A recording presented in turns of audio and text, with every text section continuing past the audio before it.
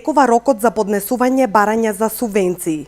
Наместо до 15 мај, кој беше првичниот датум, рокот за поднесување на барањата за субвенции за мерките од програмата за финансиска поддршка во земјоделството 2018 се продолжи до денес, 12 јуни.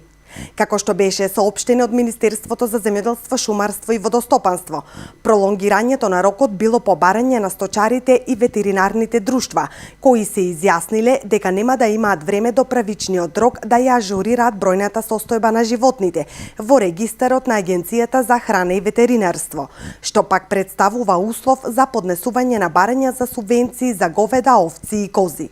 Исто така, продолжување на рокот барале и производителите на лозови калеми, кои посочиле дека им е потребно дополнително време за да можат целосно да ја подготват потребната документација за мерката за субвенции за произведени и продадени лозови калеми.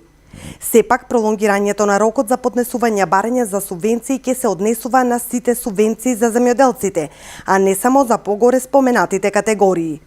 Барањата се поднесуваа по електронски пат, самостојно од страна на барателите, доколку барателите имаа потреба за помош при создавање на електронското барање, можеа да се обратат во подрачните единици на Министерството за земјоделство, шумарство и водостопанство.